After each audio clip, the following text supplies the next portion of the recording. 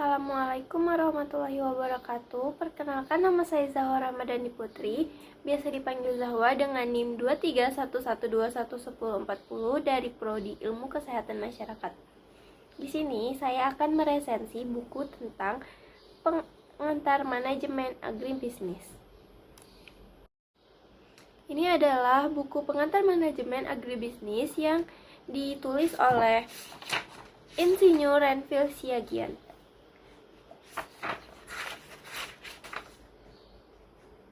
Buku ini merupakan cetakan pertama pada November 1997, diterbitkan dan dicetak oleh Gadjah Mada University Press, anggota IKP 97101138C1E. Buku ini memiliki daftar isi yang mempunyai 10 bab, yang diantaranya itu adalah pendahuluan, peran manajemen dalam agribisnis, manajemen dalam sektor agribisnis sebagai sebuah perspektif global, memilih jenis usaha agribisnis, manajemen sumber daya manusia dalam agribisnis, mengawasi struktur keuangan dan strategi kegiatan agribisnis, bagaimana mengelola aset dalam bidang agribisnis, akuntansi sebagai dasar dalam pengambilan keputusan kegiatan usaha agribisnis, sumber pendanaan di bidang agribisnis, dan rangkuman hal-hal penting perencanaan agribisnis. Buku ini berhalaman 182 halaman, dan saya akan menceritakan biodata penulis. Renvil Siagian lahir di Tarutung, Tanah Batak pada hari Senin Pon, tanggal 5 April 1948. Menyelesaikan studi sebagai sarjana pertanian jurusan agronomi pada Fakultas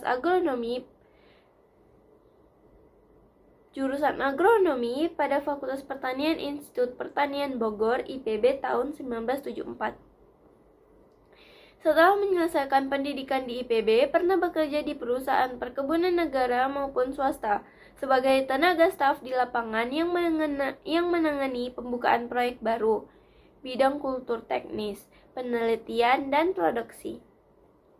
Selama bekerja, pernah mendapat pengalaman di bidang manajemen perkebunan dari beberapa konsultan, antara lain HVAS, Inggris, IRHO, Prancis, Sodeki, dan Guthrie International Advisory Service, Malaysia.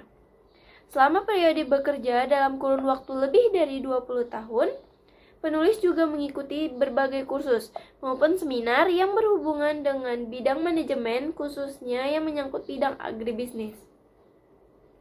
Penulis dalam buku ini mencoba mengkaji dan memberi pengertian secara sederhana tentang permasalahan yang ada dalam bidang agribisnis, dari mulai aspek organisasi, sumber daya manusia, perencanaan, hingga bidang keuangan.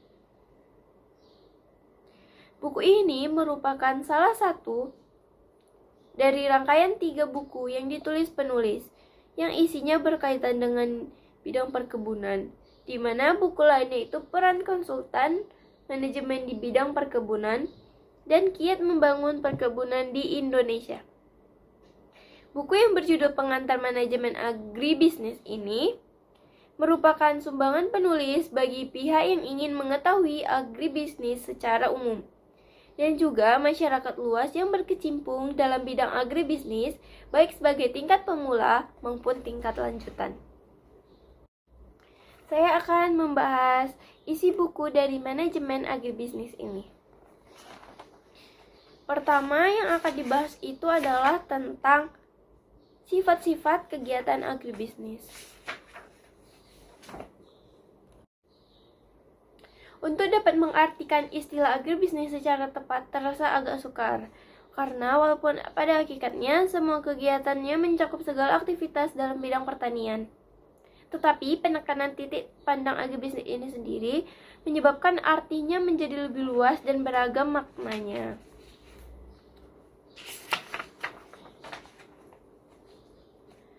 Dalam kegiatan agribisnis akan ada hubungan antara manusia dengan lingkungan dan upaya untuk memanfaatkan serta menata lingkungan tersebut sedapat mungkin sesuai dengan tujuan kegunaan yang diinginkan.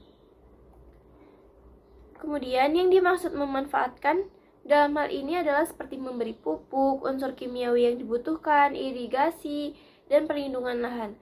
Sedangkan yang dimaksud menata adalah memanfaatkan atau menerima suatu keterbatasan seperti menanam dalam musim hujan, memanen dalam musim kering, atau menanam perennial crops dalam tanah miring atau lereng. Agribisnis meliputi beberapa jenis usaha dan kegiatan dari mulai agribisnis jamur sampai minyak kelapa, dari mulai budidaya sutra sampai padi, atau dari mulai agribisnis nanas sampai tembakau. Sebagian besar kegiatan produksi hasil agribisnis yang dapat juga disebut sebagai kegiatan produksi bahan makanan pada kemajuan zaman kini berada di luar dari sektor kegiatan perkebunan. Dan demikian, baru pada zaman kemajuan inilah hanya kegiatan agribisnis bidang perkebunan saja yang menjadi sasaran bank secara komersial. Akan sangat bahaya jika memiliki pengertian bahwa perencanaan proyek agribisnis hanya berkaitan dengan pengembangan perkebunan atau agroindustri saja.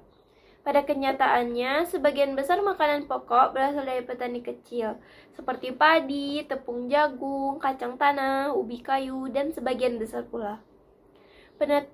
Petani kecil tidak hanya memenuhi surplus pasar-pasar daerah, tetapi secara sejajar sama pentingnya untuk memberi makan dirinya dan keluarganya, contohnya untuk masyarakat desa.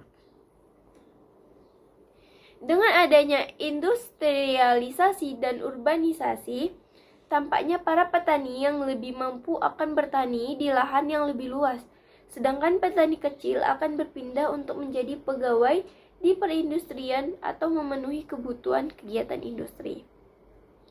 Mereka juga pada umumnya condong untuk meluaskan jenis usahanya dari tanaman pangan ke tanaman yang cepat menghasilkan atau ke jenis penanaman tradisional, dengan pemusatan pada fasilitas Sebagian besar petani berupaya untuk mendapat bertahan melalui cara melengkapi dengan tempat tinggal dan makanan yang layak untuk keluarga mereka. Kemudian mereka melakukan tujuan ini dengan memanfaatkan lingkungan yang belum pasti untuk mencapai keuntungan yang tertinggi dengan menerapkan metode tradisional yang hanya didasari atas pengalaman saja, di mana metode demikian dapat memenuhi harapan mereka.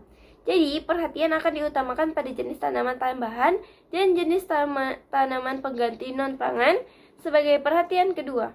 Tingkat masukan sangat rendah dan keanekaragaman tradisional turut digunakan. Di sini, resiko diperkecil tetapi secara bersama juga hasil terbatas. Mendukung petani dalam upaya meningkatkan produk akan berarti meningkatkan tingkat pemasukan, tingkat ketidakpastian, dan untuk itu juga tingkat resiko. Resiko akan muncul yang tidak hanya disebabkan oleh petani, tetapi oleh para pemberi dananya. Dari sini, produk yang ditingkatkan dan jenis bibit baru akan menjadi bukti dari sistem agribisnis.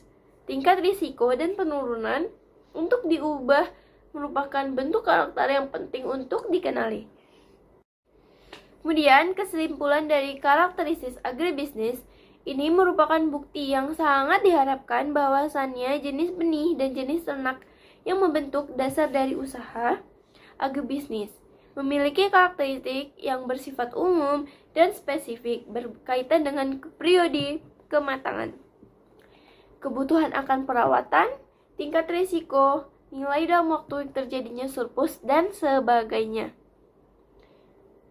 Karakter ini harus dikenali dan dihargai dalam setiap penyusun perencanaan, membiayai usaha pengolahan tembakau atau minyak kelapa tidak sama dengan pembiayaan pembangunan jalan raya.